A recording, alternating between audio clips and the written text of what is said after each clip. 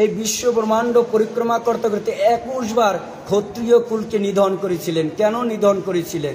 এটা আবার আরেকটি লীলা। এই জগদগ্নি তার পিতৃদেবকে হত্যা করেছিলেন ক্ষত্রিয়ের এক রাজা।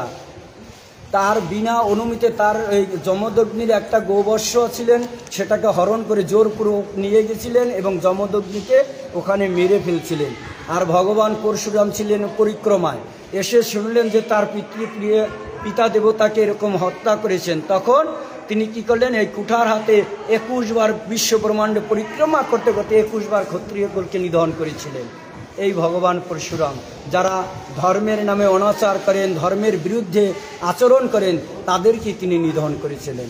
আজ আমরাই অনেকে ধর্মের নাম ভাঙিয়ে অনেক কিছু আচার আচরণ করি, এগুলি আদৌ ঠিক নয়। এদের বিরুদ্ধে সেই ভগবান পরশুরাম বলছেন, সেই ক্ষত্রিয়ের মতন কুঠার হাতে তোমরা প্রতিবাদ করবে। যেখানে বৈষ্ণব নিন্দা হয়, গুরু নিন্দা হয়, বৈষ্ণবদের অত্যাচার করা হয়, সেখানেই তোমরা কুঠারের মতন হুঙ্কার দিয়ে উঠবে। সব জায়গায় শুধু প্রেম চলবে না।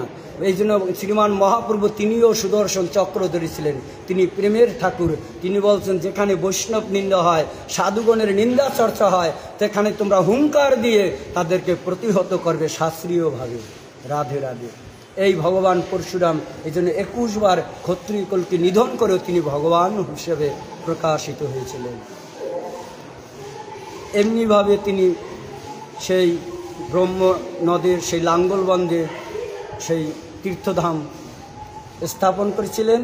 সেই তীর্থধামে যদি কেউ স্নান করে, সেই অষ্টমী যোগে স্নান করেন, তাহলে তাদের পিতৃহত্যা, মাতৃহত্যা, ভ্রাতৃহত্যা জনিত সমস্ত পাপ থেকে স্থলন হয়ে তারা দিব্য ধাম প্রাপ্তি হয়। এখন এই তীর্থধাম স্নান করার পরও কিছু ক্রিয়াকলাপ থাকে, সেগুলি কি এই তীর্থ